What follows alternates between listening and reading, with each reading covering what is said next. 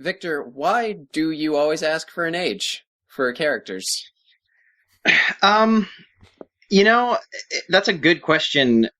I find myself asking that every time I ask. Honestly, I think it's because when I'm taking my notes about characters, I feel like there are only a few things that you really need to like know in order to picture a person. You know? Yeah, it kind of helps visualize them. Yeah, like I want to be able to when I do the spoiler page, I want the character to be, well, it's also for my sake for when we're writing, because like sometimes the age really matters. Like sometimes, like the murder mystery, we had people that were young, middle-aged, old, you know, or like our superhero thing. If we just happened to have two people right in their like 20s, you know, what if one of them was 60? That would change a lot of their interaction, you know. I just feel like there's a lot of there's a lot of default dynamics they can kind of build off of based on ages. Yeah, when it comes to character interaction, I feel like age is a big part of that, you know. Like just because the way that I would approach a person that's my age is a lot different than I would approach someone that's twice as old, you know. So I guess that's really I just think it's an important detail as far as how are we going to put these people in the same story, you know. Yeah. So this is going to be one of our funny episodes, well, right? Well, no. Here's where I was going with that. I have a new way of creating a character. Okay. Sometimes we need to come up with a character during the episode. So here's what I have. Victor gives an age, Adam gives a gender, Andrew gives a race. Then we can workshop the name. See, it works. See, like, that's all of what we're best at. Those are our specialities. I guess. I mean, it's funny. Watch, I was just gonna say. No. Hold on. I was just gonna say. Notice there are things that I never ask. Like, I'll always make sure I know, like, okay, how old is this person? What's their name? What's their deal? Like, because we always have to have some kind of setup for them, not just like, oh, it's a dude. Like, you know, I feel like unless it's important to the story, the race could pretty much be just a roulette wheel. It could be like, hey, you know. That's why I'm the best at it. All right, Andrew, we'll give that a test run sometime. I think this is Andrew telling us that he didn't have a character ready for today. So he's like, "Oh, hey, I got a fun game for us to play." You're closer to the truth than you think. It's not right. That's not right. But I'll tell you what. I will submit to the GenreBot Council that if that's what Andrew wants to do for his character today, I'm okay with it as long as it's a one-time thing. Yeah. Submitted for the approval of the GenreBot Society. So long and thanks for all the fish. So sad that it should come to this. We tried to warn you all, but oh dear, you may not share our intellect, which might explain your disrespect for all the natural wonders that grow around you. So long, and thanks for all the fish. Greetings, and welcome to GenreBot, the group writing machine. We visit a planet that's a genre, and we make a story with new characters that we introduce to each other and have a fun brainstorming time. I'm Adam, and this isn't my natural language. I'm Vic, ruler of the planet. Oh, wait, no, I did that one already. I'm Andrew. Don't panic. Ugh, what have we done with our lives? We've sold out. We've sold out to Big Reference. We've sold out many Big times. Reference has our name on their list. All right. And today's genre, the genre is of sci-fi comedy. Screw you, Adam. Oh, yeah. That's fine. Why don't you tell us about it? That's my job. I could. Go ahead, Adam. Yeah, you're right. It's Adam's episode. No. Okay, go ahead. Okay. Comic science fiction is what happens when you instead of going that hard sci-fi route, like if you heard our previous Alien Invasion, we talk about theories and equations relating to life in other planets. Who cares? So much. There's just aliens. It's soft science fiction. There's just aliens. There's just teleporting technology, space travel. It's very loosey-goosey with that, and you have a fun, laugh-in time along the way. Right. More focus on fun than on, like, believability. It could also be, like, dark comedy, which I wouldn't classify as fun. No, it's definitely possible. We had a subgenre of this in a past episode, time travel comedy. Yes. But so instead, we're going to try and focus on a little more, I don't know, alien, space travel, other facets. We should have a separate podcast called Subgenre Bot. That's like most of our episodes. And then Super Genre Bot. We should make the other podcast and then sue our original podcast for stealing our idea. Yeah, we can show for a funny court scene where it's just us on both sides. Yeah. Oh, and I'm trying to do like the overblown country lawyer, but twice. You're overblowing your own. Okay, yeah. I've always wanted to overblow myself. Examples include in film you've got your Men in Black, The World's End, Paul, if you recall. Oh yeah. Film parodies like Spaceballs and Galaxy Quest fit this genre. Yes, I love Galaxy Quest. I just watched it for the first time yesterday. Oh really? Yeah, in preparation, it's good stuff. Yeah, that's a good one. Yeah, I like Galaxy Quest. Yeah, it does a good. In literature, it does a good job of being its own thing while making fun of Star Trek really hard. Exactly. Yeah, I was happy with it. In literature, you've got Hitchhiker's Guide to the Galaxy, and in television, you've got things like Futurama, Red Dwarf, Invader Zim, and of course, Rick and Morty. There are so many sci-fi comedy things that I really like. Like, I am a huge fan of Futurama, obviously, and of course, Rick and Morty. I don't like Futurama, but Rick and Morty is pretty top-notch. I like Futurama. I don't know. I can't point to a specific criticism. Futurama is like the Simpsons of sci-fi comedy. Well, it's the same makers. That's so... why I assume that's why. Ding, ding, ding, ding, ding. All right, that's cool. So yeah, I'm cool with this one. I think it's going to be a funny one. We don't do a whole lot of comedy stuff, so I think that's a good one. I tried to we sprinkle comedy in now and then, but we don't. We haven't attacked it head on. Well, you see, we're so hilarious that it just kind of happens, right? Right? Yeah, we can't help ourselves. Yeah, some people just have it, you know? Comedy is very hard to write for, though. Look, guys. Comedy is very fluid, okay? It's like a baby elephant. It's gray and fuzzy. All right? No, that doesn't make sense. Comedy is very fluid. It's like water or other viscous materials. See, what you had there was an English major and an engineer trying to make a joke. Oh, you just wait and see until our... Oh, yeah, we've got a whole rest of the episode to be unfunny. Character time! Character time! The part where we introduce our characters to each other. Character time. Alright, I'll go first. Ah, self-indulgent. I've always wanted to indulge myself. It's neither a blessing nor a curse. It is entirely indifferent. Okay, so my character's name Adam just wrote a poem. Clementine 9. Clementine 9. I like the rhyming. And she is a moon man. Moon woman. Nope, moon man. Okay. This feels like something that's going to be explained to me. No, it's just like, you're a human. You're a moon man. Oh, like an Englishman. But even that would be like an English woman. Like a moonman. Yeah, a moonman. So whatever. So her species still uses sexist language. I get it. First joke.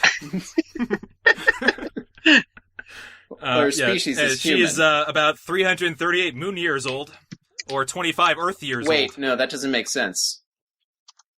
Yeah, it makes perfect sense. A year is how long it takes a planet to go around the sun. The moon and the Earth go around the sun at the same speed because they're the same unit. Clearly, you're not a moon man. You got joke number 2 coming in fast. I'm fine with it. Like, just go. Do you mean moon years are just months? I think the math that went behind this was 27. No math. 338. Live with it. Like how SpongeBob has like 3,000 Employee of the Month awards in the SpongeBob movie, but that would make him like 500 years old. Imagine that you're somebody from like 1960 that like it's like, we have all these myths about the moon being made of cheese and there being moon people that, You don't know that there's not, Jackson. All right. Yep. Yeah, so that's the idea. So keep going. Yeah, and so she's visiting the planet Earth, whether to potentially destroy it or just to make friends, in the same way that humans sent people to the moon briefly. Moon men are sending people to Earth briefly, including Clementine 9. Wait, so is she a human moon colonist? Because that's what I was picturing. Like I said, visiting in the same way that we visited the moon. Okay, so she's an organism from the moon. Yes, she's genetically identical to humans. Well, that's gonna be a pretty fun one to go with my character. All right, Andrew, why don't you go next? All right, my character is Ambiguity. Okay. Ambiguity is a probe sent from some planet to the recently discovered exoplanet of Earth. It has a mission, but the parameters were really vague. It also has instructions to disguise itself as a human, but it wasn't really explicitly told which one, so I imagine it's played by a different actor in basically every other shot. Which is brilliant, because that way you can just pay like a bunch of small-time actors for like one-line parts. Or get a bunch of nice cameos in there. That too. So it doesn't really know what it's supposed to be doing because its instructions were vague? Yeah, and it's named Ambiguity. Yeah. Joke number 3. It's like... it's like if we had we sent out a probe into space and it had some form of sentience, and it landed, it encountered alien life. It's like, I don't really know what to do now, so... I guess I'll look around, I guess. Yeah. Take some pictures. All right. It's like tourism. Yeah. Ooh. Well, we got two space tourists, apparently, at the moment. Do we have a third, Victor?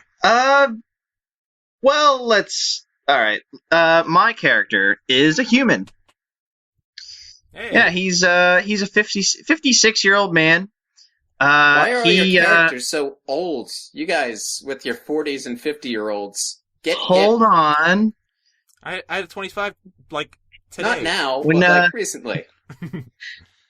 Oh. So when he was a young man, he was a scientist. He is a scientist, I guess. But when he was a young scientist, he was abducted by aliens. And he tried to tell his story, but no one believed him. Because the stories he told were a little weird. Like, he claimed that they would, like, make him dance in zero gravity while doing math problems, or, like, build sandcastles while he's in a room with an enormous lizard. And they're like, yeah, I don't know, why would aliens do that? And he's like, I don't know, but they did. So he grew up kind of bitter because no one believed him, and he became increasingly interested in these aliens that captured him. So he tried to reach them again. He worked tirelessly until he finally succeeded in contacting an interstellar craft that just kind of swooped down like a taxi and then just kind of scooped him up and took him away. So he is out there doing whatever out in space, doing space stuff. All right. So he is... Well, oops. so 2 aliens come to Earth and 1 human leaves Earth. Right. They just pass by each other. By the way, I don't know if those jokes landed, but I actually came up with like 6 different wacky things that they made him do and just picked 2 of them. Oh, what are some more wacky things? Might as well tell us the other 4. I like this. This was a joke on Community where like they kidnapped some people and took them to like this secret society of air conditioning repairmen, and like they had an astronaut making paninis in the corner and like a black woman dressed as Hitler. It's like they're there so that no one will believe this story when you tell it. Yeah. Yeah, no, like all right, here they are. The other one is they made him gargle spaghetti while drawing a picture of a mouse. They had him try to convince a sentient paperclip to become a vegan. They told him to use a hammer and a banana peel to demonstrate how he was born. And lastly, they had him carry miniaturized horses on his back while playing Twister at high speed. Did you have a generator for these? Just my brain. I just was like, right. What are some, and like I didn't like write a backstory, but I thought it would be funny if it was just like like just two drunk aliens that did it like under the guise of it being scientific, but they were just messing with him. Yeah. Yeah. Like look, like they videotaped it and showed it. We're like, look what we made this guy do.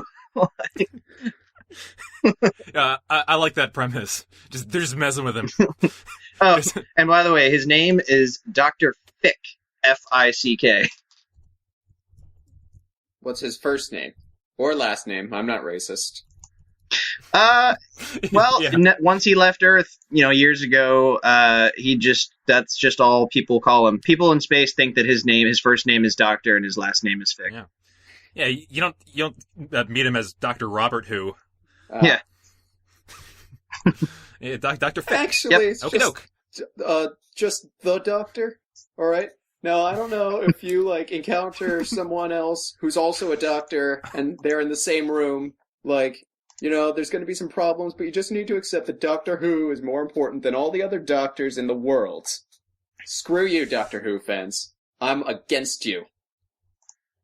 Taking a side. Now, I don't know if we want to rip on Doctor Who on this episode. Hey kids, do you like comic sci-fi? Yeah. Well, yeah, I mean, I like Doctor Who, but hate you. I don't know. Doctor Who is not terrible. It's just very. It's a lot. It's a big hurdle to get into. We're not gonna. It's all over the place.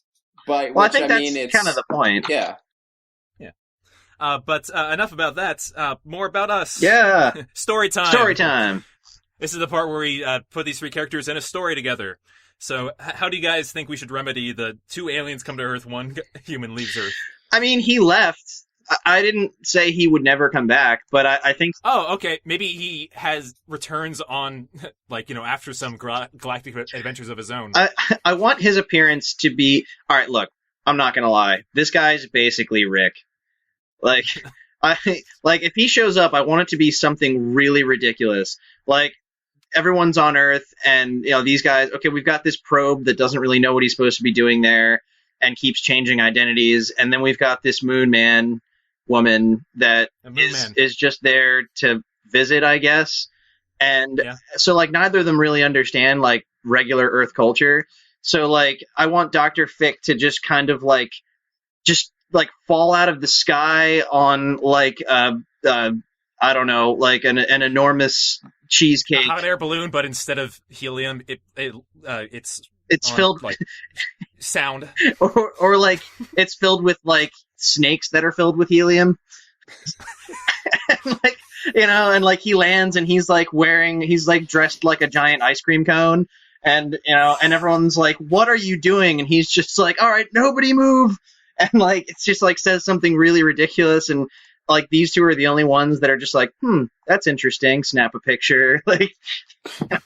They think oh well, this is Earth, we don't know what goes on here. Oh, what if they get an apartment? What if they get an apartment together? That is not a bad premise. See, that's a premise for a show, not a movie. Oh, but what a show. Yeah, true. It would be a great show. This was a Tumblr post one time I saw on Facebook. It was a show about 4 aliens that disguise themselves as humans and come to Earth, and they all get an apartment together to spy on the human race, but they don't know. They're from 4 different species, and they all think that each other are humans. That's pretty good. Nice. Yeah, so they're constantly buffling into bump. They're buffling into bumps. Idea. Yep, they're mumbling over the bumps. Okay, so straight man, I think we might need one. We need a what? A straight man, a Jerry nobody, regular humans, just to juxtapose all these. If only we had a crazy character creation method of some sort. Oh man! All right. Okay. I give an age. Adam gives a work? gender. I give a race. Wait. Well, why do I get gender? You have the most girl characters, or you're the most balanced. Yeah, but you're the. I mean, that's a two. I could flip a coin. You could get a coin to do my well, job. Okay, here, try. Ask me to name a gender, really quick. Andrew, name a gender. See, no, I can't work under pressure. Oh, Andrew, ask me to name a gender. Oh, I can't do it either. but We're at an impasse. didn't Andrew take name? Oh no, he took race. I took Okay. race. Yeah, he took race. That doesn't solve this either. All right, this is okay. No, Fine. Try it. Come on. We're getting a regular dude, male. I'm saying I'm thinking like a 13-year-old kid. 13-year-old kid. Okay. German American. Sure. German American, and his name will be Victor P. Philip. I did it. Patrick. Oh, you did do it. What do you do, Andrew? I named it. He named him Philip. Patrick Phillips. All right. Patrick Phillips it is. Come on. You have to sell me on Come on, Philip. Gotta get on the snake balloon. The universe needs us. Oh boy. All right, so we got Philip, who's just a regular 13-year-old boy. When suddenly, I say you just say Clementine 9 is visiting. It just so happens in his backyard. Yeah. So Clementine 9 shows up in his backyard. Yep, shows up in his backyard. Arrives in a spacecraft, a moon spacecraft. That could be maybe like how it starts, and she could just be all well. Like I don't know what her mannerisms are like, but she could just be like just like walking through his house, like wow, a human home, like taking pictures and.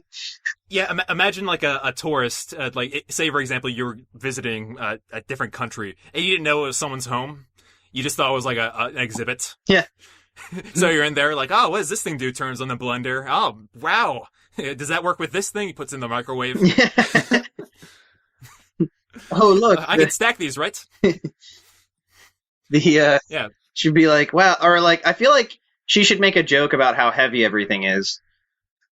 Oh, because from on the moon. Yeah. Like after like 5 minutes, she's like, wow, I am really tired. Yeah, this is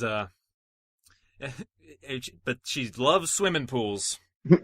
Yeah, swim pools are her connection, her baseline. So how's ambiguity going to come into this? I imagine a probe. I imagine the probe is just going to crash in the other side of the town that they're in, completely coincidentally. Does ambiguity have any kind of abilities? Is it kind of like the Iron Giant, where like? Well, we've had. I think we lost count. Well, but he could be kind of like the Iron Giant, where like he hit his head, so he's not working. Or it, probably or she, whatever. Yeah, not sure what it's supposed to be doing, but like acts all nice, and then like finds out later it actually has like weapons and stuff. It was a weapon to destroy like the planets. It's probably sent to destroy the Earth, or maybe not. We need to actually, it would almost make sense that ambiguity was supposed to destroy the Earth, and Dr. Fick is the one that shows up to say, "Oh, hey, I'm here to stop you." Maybe he says that, but he actually like doesn't care at all. Just like, oh, the power to destroy the Earth, like we didn't have that already. You think this is a cool planet? I've seen some cool planets, all right, guys. If I cared about saving planet Earth, I wouldn't have left.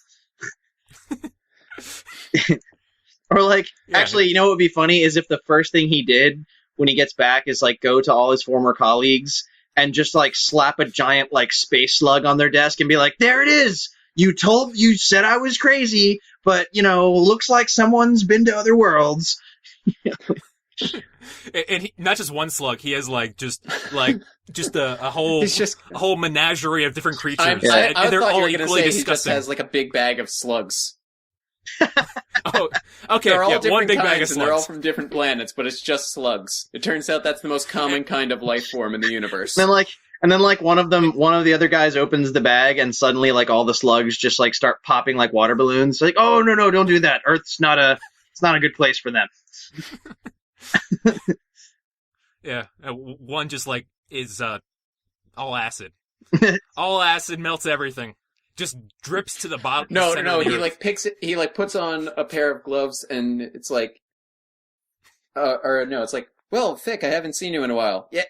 You haven't. And he's putting on gloves. Here, can I show you something? And then he just like grabs a slug and like slaps it on the desk. There, see that? Alien slug. Screw you, Terry. And then like, just as they're having a discussion about that, the slug just kind of sinks into like the desk and sinks down into the next floor, you start hearing alarms going off and people screaming, and they're just having a conversation. I just thought of an amazing thing he can do. Like, his way of mic dropping and leaving the room is he'll just be like, all right, well, see you later, losers. Just figured I'd let you know the score, and just like slaps a thing on the table and just goes, this one's called a mocking worm. And it's a worm that like reads your mind and finds your insecurities and then just basically heckles you like a bully. So we'll cut to like him walking away. I wish you were a woman, Terry. Like he's like walking out, and they just cut to like all the scientists in the room like curled into balls crying. We see them later. They're having like family issues because of the slug. The military. What if the military, like, that can be like a C story or like a running gag? Like, the military's using these slugs as weapons, and like you just cut to like Kim Jong-un like crying on the ground. Yeah, but it's affecting the presidents too. It's just everywhere. Yeah, yeah, that's great. This is all great. All right. So anyway, he comes to Earth, and what could maybe happen is he tracks down Ambiguity. Maybe for a while we cut between the kid interacting with an alien trope and the space dude hunting a bad robot trope, and then what's going to happen eventually is that they'll cross over somehow, and that'll bring us to like Act 2. I have an idea that might lead to jokes, but you have to. I'm gonna run it by you guys. Okay, what if Clementine 9 is like she's a moon man, but she's like really hot. And Philip being on the brink of the angle here is that Philip being adolescent, like right on the brink there, is very flustered by the fact that he has a super sexy alien. Yeah, and then just around. And whenever she's super sexy, she's played by an actress. We don't have any options. Well, and whenever you're right. And whenever Dr. Fick shows up, that I'm trying to think of how that can be funny, because I don't think it's funny if he just like hits on her. I think it would be... No, it would be funnier if, like, in the same way that he's like, oh, there's cooler planets. There's cooler alien chicks. Yeah. Or it could... I saw one that had, like, 9 everything. Or, like, the kid... Or maybe, like, the kid is all like, don't you even, like, notice or whatever? And he'll just be like, kid, I've been to all kinds of reaches of the galaxy. I've seen some crazy stuff, like you were saying. Like, yeah. And he can make some really weird comment, like, that suit she's wearing? Yeah, there's kind of a reason. Moon people smell super bad. Something like that. Yeah, all fun. Ambiguity, just traveling around, there's got to be jokes of Ambiguity just going around town as not knowing his purpose. Can we make it like a really obvious parody of the Terminator, but like backwards? Because instead of him being all like, I have a mission and I don't care who dies for me to... Like, he'll do this, like, the same kind of stuff. Like, he shows up naked, and, like, you know what I mean? Where it's, like, it's clearly parallel to, like, what happens with Terminator, but, like, and then he just walks into, like, a Forever 21 or something and is like, hey, I need an outfit. What are you looking for? I don't know anything. Outfit. I need your clothes. We sell clothes. Please remove your clothes. That is actually really funny, because he always walks into the Terminator always walks into like a bar or something, or like a convenience store. It's like and when they're not taking off their clothes, just a little hand comes out and like trying to slowly, like, gently take off their jacket, like just not forcefully or anything, but just kind of like a let me take that. Nope, remove. That's really funny. Yeah. Oh, actually, you know what would be even funnier is if, like, let's say that the first form that Ambiguity takes is like a really good looking girl and asks a guy to take off his clothes. So like he starts to, and then like when his back's turned, she just like puts on like his pants and jacket and just walks away. So he's just naked in an alley. That's a good bit. That's great. Yeah. I have a feeling Ambiguity would see a swimming pool and see all the people like playing in it. And would like lower himself into it, and then just scream. just goes in a second, a few little sparks, and just goes. Ah! What's the problem? I don't know. Everyone just looks at him and he then just, takes a breather. You know what could be funny is if Dr. Fick shows up looking for ambiguity, and this whole, like, all of Act 1, we're playing it up like it's going to be some kind of Terminator parody, but it turns out he doesn't care at all about ambiguity's power or, like, what he's doing there. He just, like, wants him for some kind of, like, something for his experiments or something.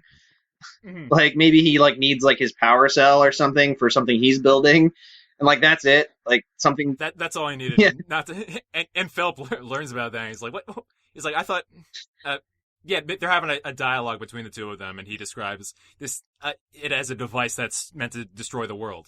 And then when he reveals that, he's like, oh no, I just want the power cell. I know it's a device that will destroy the world, but I just want the power cell. It's still probably going to destroy the world, but I'm not here for that reason. That is not my initiative, my prerogative. Or like something even dumber. Like maybe it has something in it that'll help him translate languages so he can like talk to more people out in space. So like he just takes that and he's just like, all right, carry on.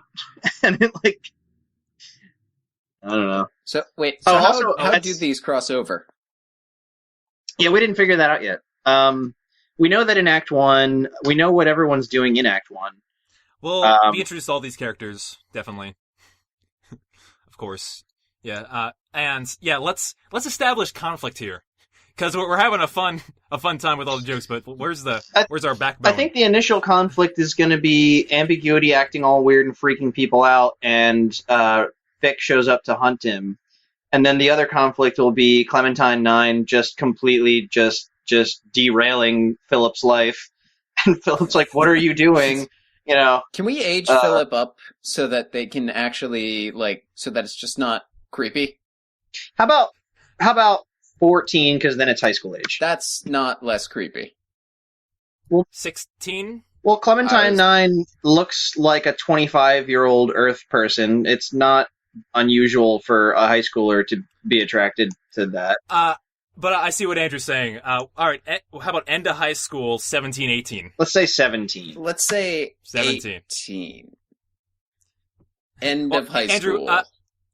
I don't think the goal is for them to hook up. No, yeah, but I'm just saying... I think the goal is for him to be super flustered. Yeah, in fact, I want to go back and say, 15 or 16. I want it to be a kid. And I think, because, in this kind of thing, one of the main things is that everyone's going to be all, in disbelief about what's going on, and that's part of Vic's background, is, no one wants to believe that there's weird stuff out there, and kids are, they'll believe anything, so he's able to grasp all this, and that's going to be kind of I think that's going to be one of the movies like this usually have at least one serious moment, even if it's just for a second. And I think that's going to be the message, is that people need to have more of an imagination. And I think it's easier to achieve that with a kid.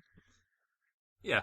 That sounds good. All right. I'm just saying it would be awkward to watch a 13-year-old drool over some lady for an hour and a half. So 15 or 16 is a bit more palatable, because maybe they're a bit more tempered. 16.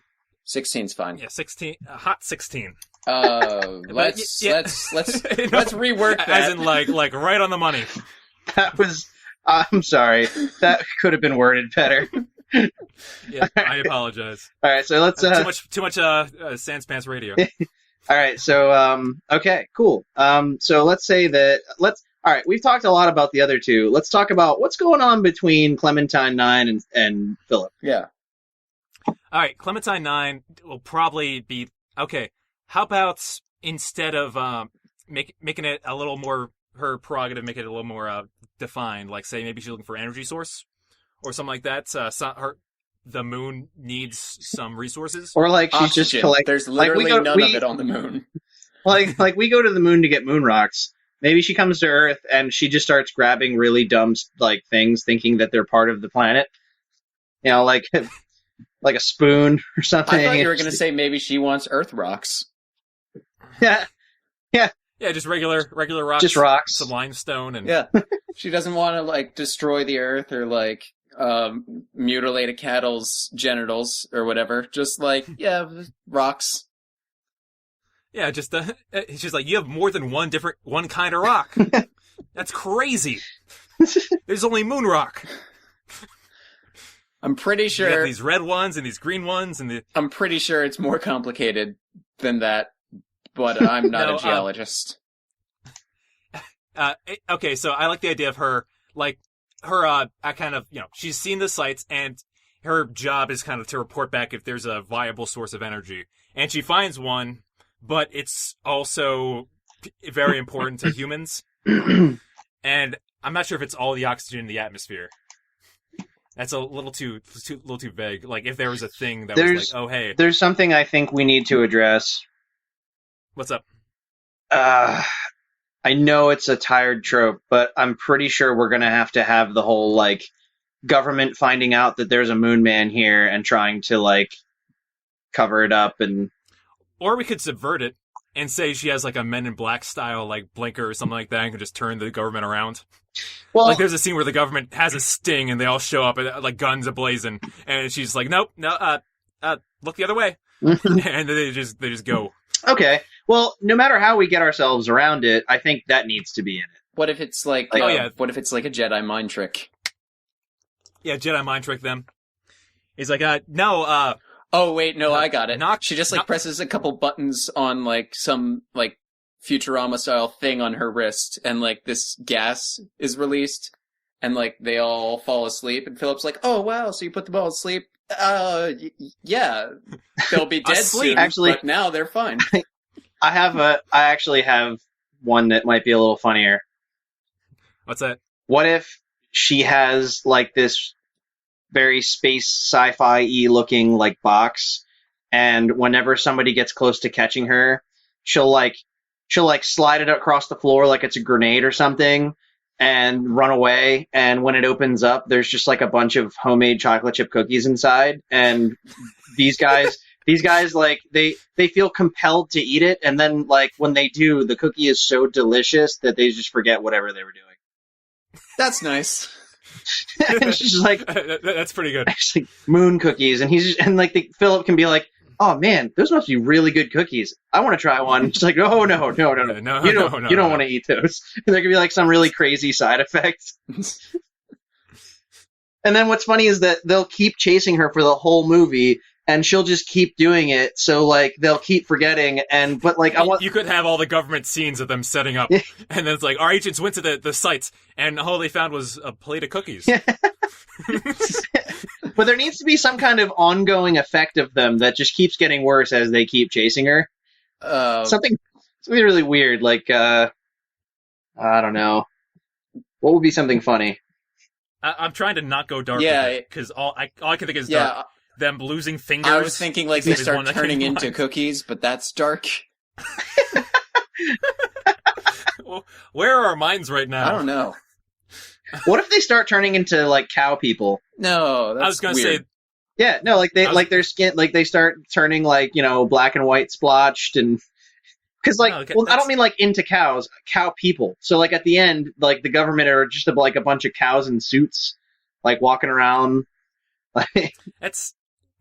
It could be very horrifying. Yeah, it's terrifying. This is not animation. Like, no, this is live action. That's some.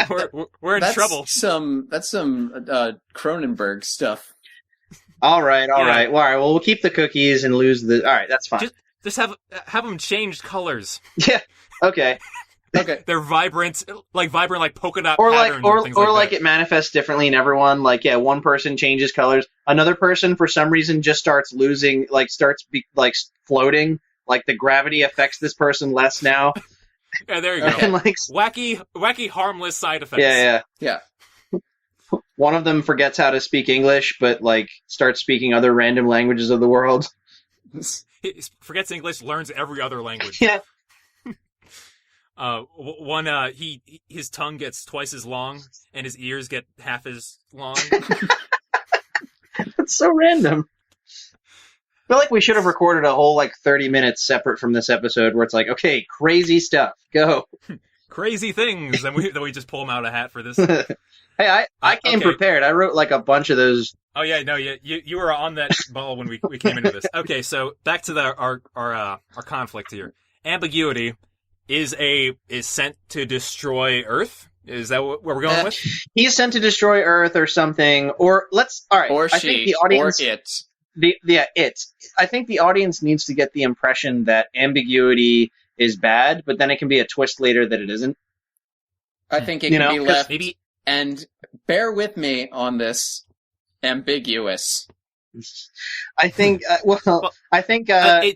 we're going to do the really obvious Terminator parallel, then I think that should be what we go with for a while, is, it's bad. But then it's comical because it doesn't really know what it's supposed to be doing.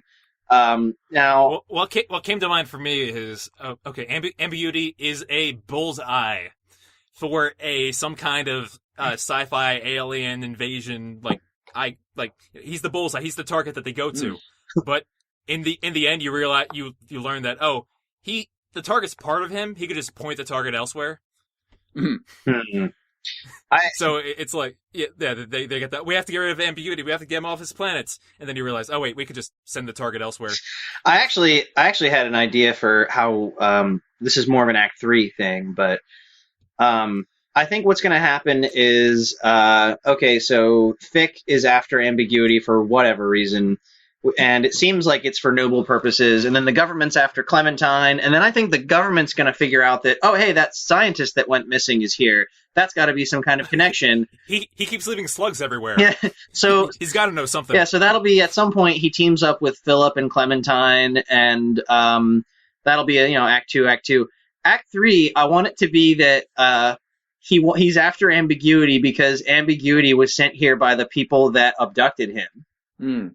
Because he wants to find them, and I think that should be the big thing at the end, is that he finds them and they're just like, it's like, oh no, we just did that because it was funny. It's this big what moment for him. What's my life become? And I want Philip. You were just messing with me, and I want them to show footage so Philip can see all the stupid things that he's doing. It's like what? Licking lizards and trying to stick them to each other. Oh, dude, trying to build a house out of worms. Playing Jenga with worms. Yeah, exactly. So so that'll be it at the end. But there needs to be. This will be our got it.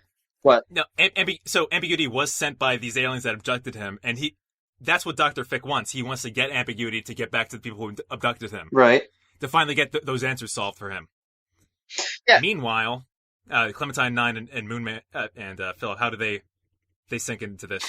I think what's going to happen is Philip is trying to help Clementine 9 stay away from the government, because maybe they have her ship or something, so she's stranded here. And they figure this guy got here, he can probably get her home. But he's like, well, I'm not doing anything until I finish what I'm doing. And that's great. So they're stuck together. But what I'm saying is I think there should be something at the end where he meets them, he finds out that it was all a joke. So he kind of goes into nihilist mode. He's like, this is dumb, nothing matters. But simultaneously, Philip and Clementine find out that these guys do actually have some sort of sinister plan. Maybe they just sent ambiguity down and didn't give him instructions because they just wanted to see what he would do and see if it was funny. And then once they got bored, they would detonate him and see how many people they killed. That sounds in their. All right, let's name the race of these guys. The alien race of these guys. Let's keep it in the solar system. Oh yeah, they're from Mercury or Pluto. They're mercurial, so that would make sense. Why don't we call them?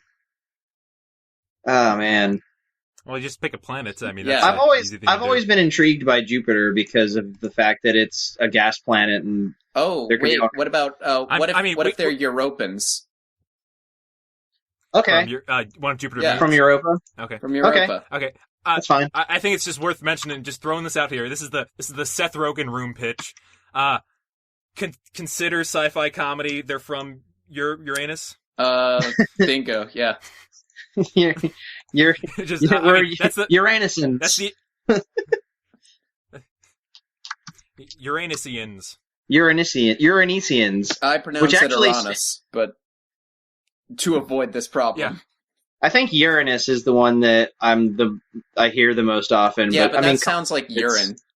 Us. Urine is. There's no winner here. No, there really is. There no, is. But but Uranesians actually sounds normal. So, like, I think it would be funny. It'd be like a funny little gag moment if these, like, they're Uranesians, and Philip would be like, really? Where's that? Is that, like, really far away?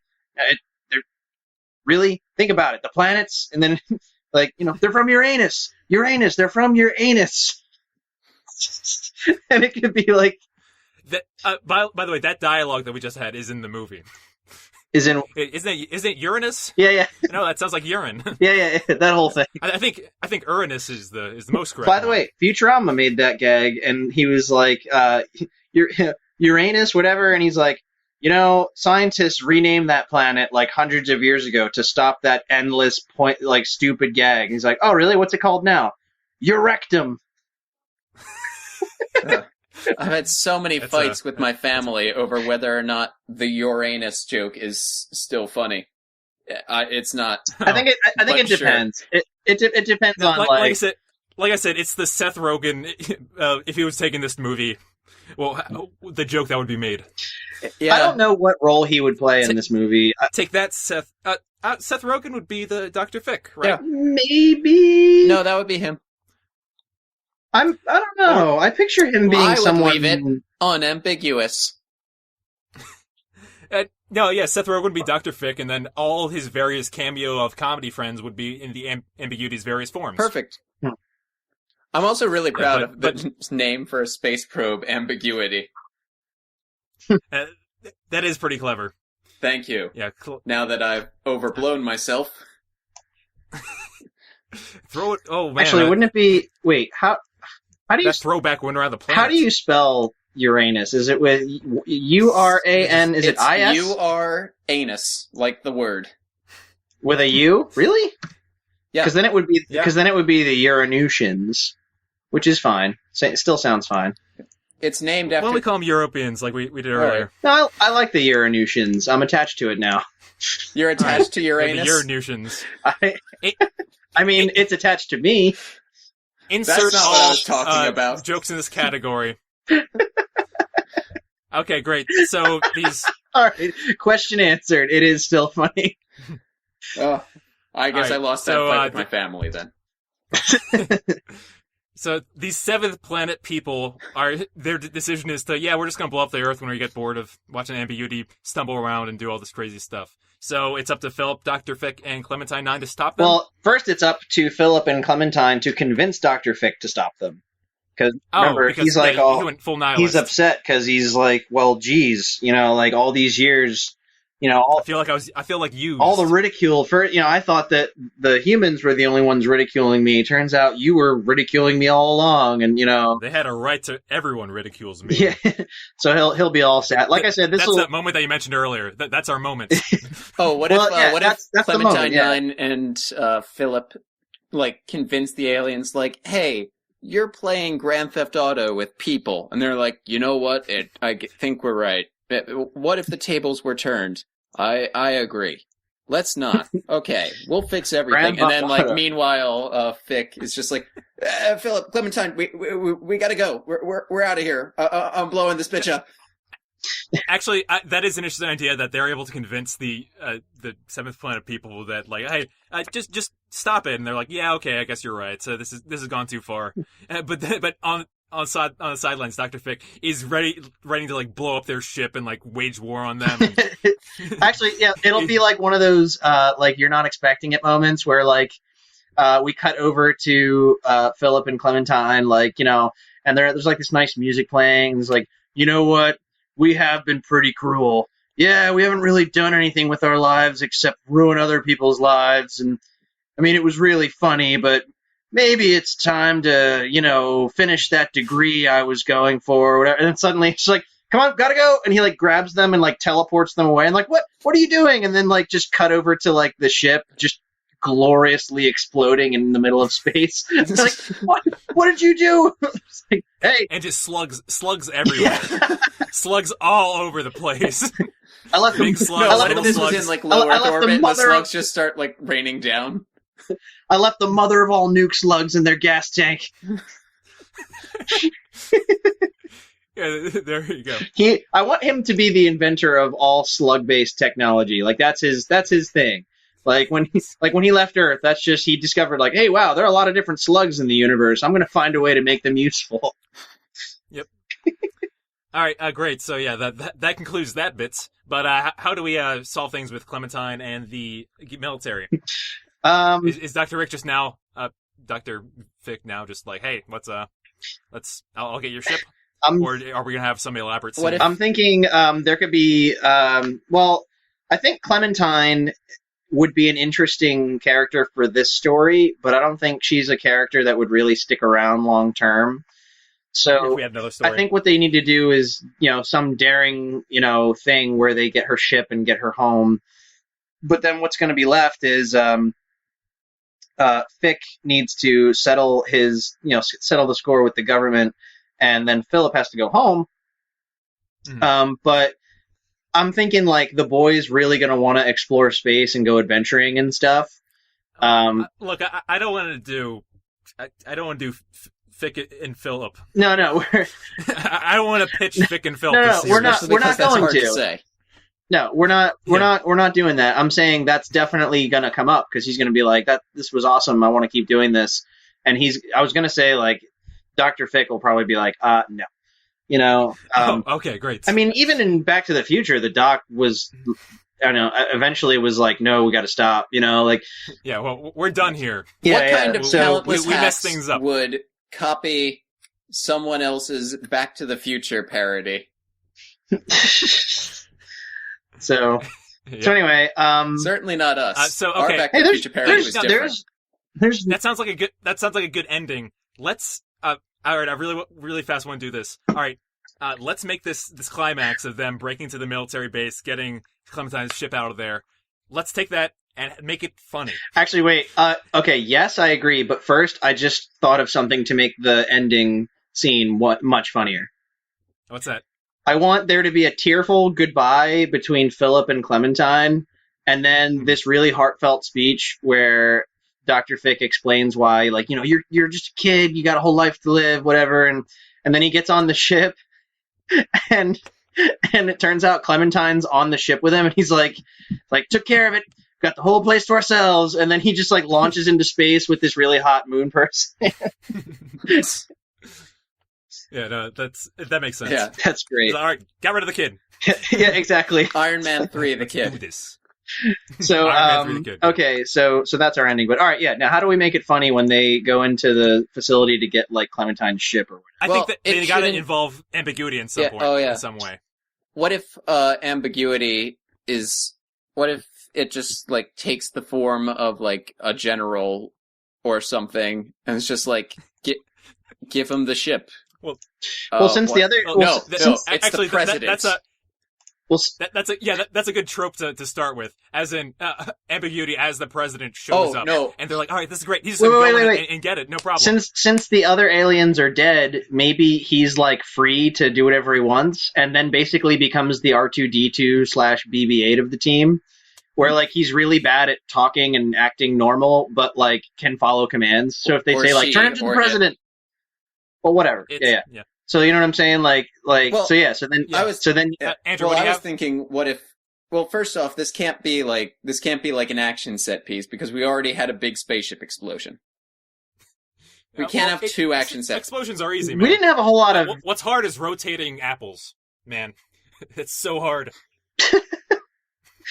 Well, no, we didn't have a whole lot of action. We had a big explosion, but that's not really action. Well, no, we can't have a heist movie where like they go and steal the ship.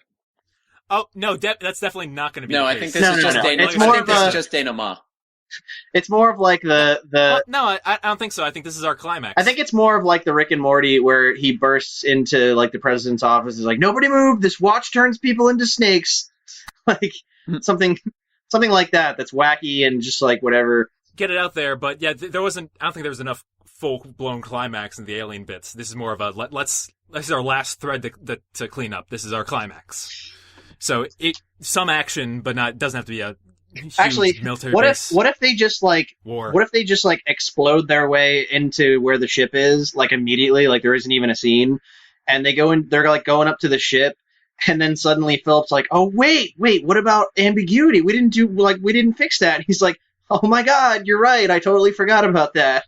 And that can be maybe like a thing at the end where suddenly suddenly the government just stands off, and they're like, "Well, that's weird," and then like we cut over to like whoever's in charge being ambiguity, and like he helped them out or whatever, maybe because like they set him free. I don't know. That just all kind of like the just genie. fell out of I don't know. You lost me at some point. Yeah. Okay. Well, here's what my plan was. Okay, so we Andrew, what? we just kind of build up the alien thing being a conflict because they're kind of the cause of a lot of the character strife, and it closes off some arcs to just blow them up. So I put that as the climax, and then like them getting the ship back would be as simple as ambiguity just being the president walking in there and being like, "Hey, can I get the ship?" And it's like, "Sir, we're having some problems with the disguising robot alien thing. We need you to show some identification." It's like, "How about a cookie?" Okay, here's the ship. That's actually that's great. That's good. I just thought it'd be a little more just some difficulty at some point. Because if he's just going to say, "Oh, blow up the ship, get out of here," "Oh, show him cookies, get out of here," I feel like it's there's a comedy. there's nothing. It's I know, but yeah. just a little something goes You don't wrong. need that many stakes. Well, what I'm thinking is, okay, taking what we've all said and putting it together. They go to the government facility, and let's say they try to like bust their way in to get to the ship, and they get captured.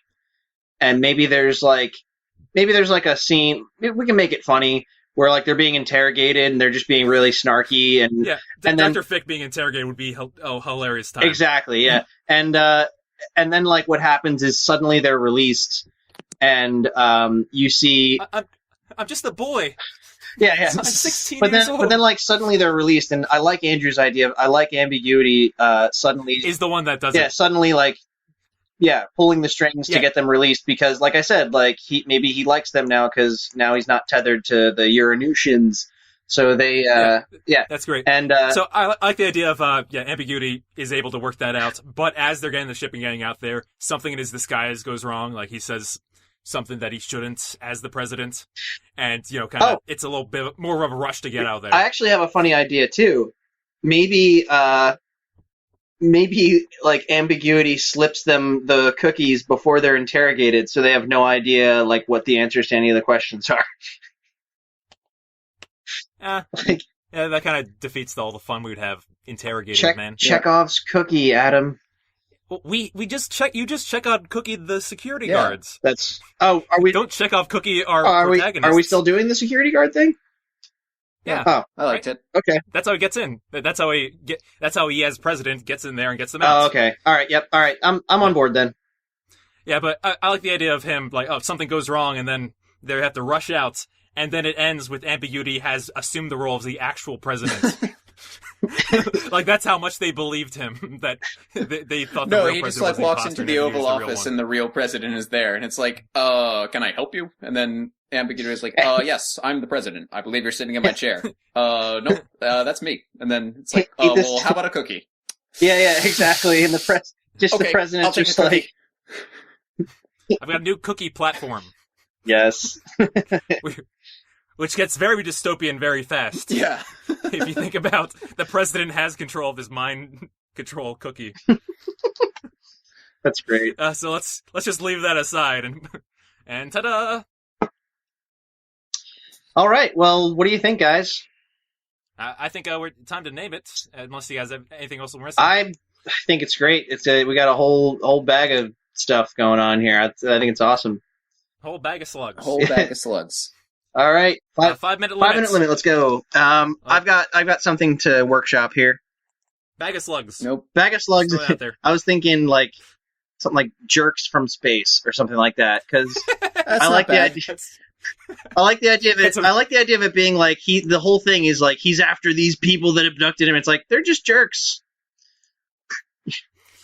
I love the simplicity of that. Yeah.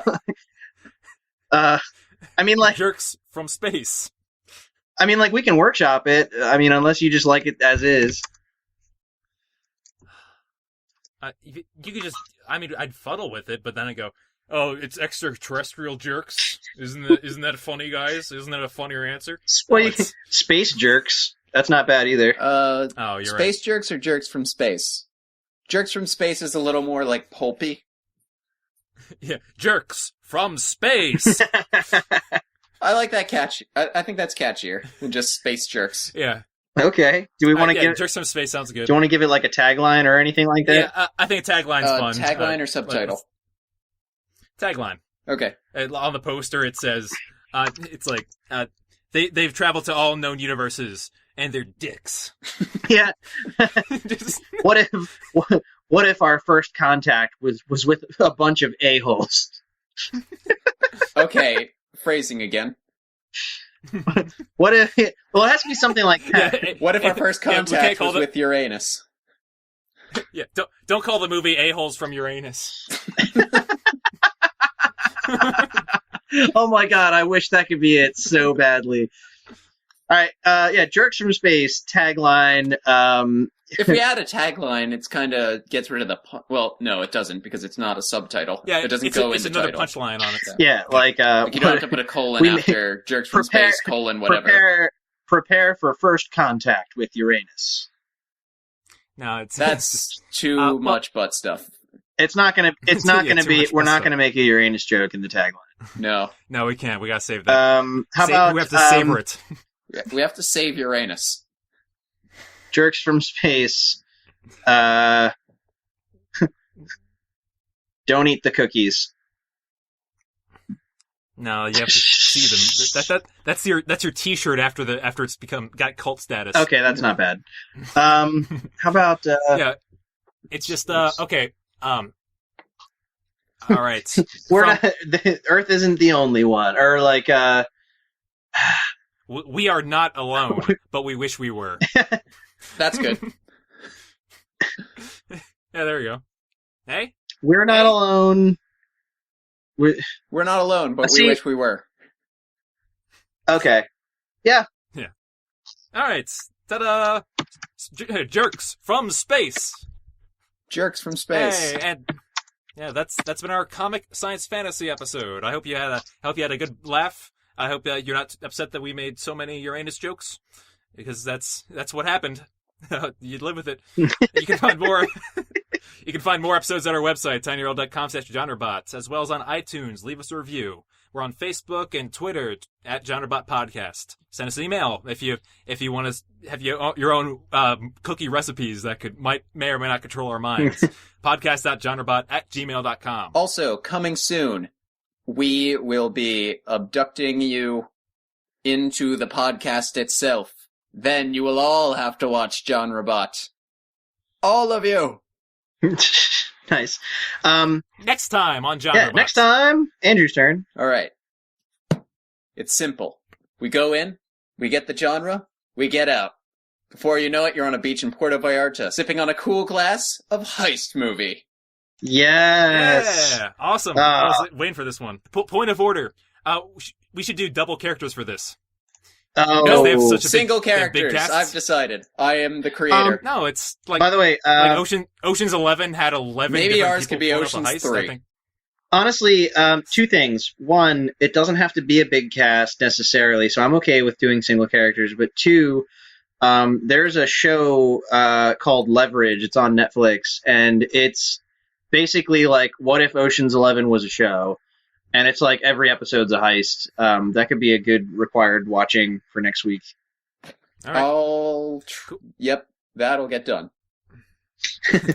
All right. Okay, fine. Single characters.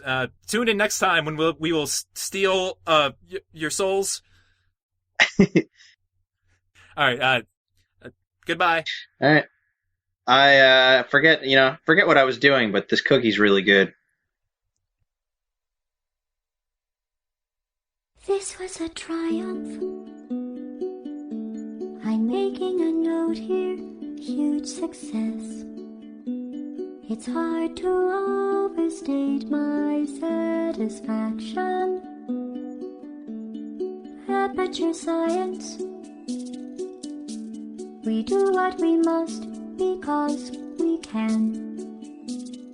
For the good of all of us, except the ones who are dead. But there's no sense crying over every mistake. You just keep on trying till you run out of cake. And the science gets done and you make a neat gun for the people who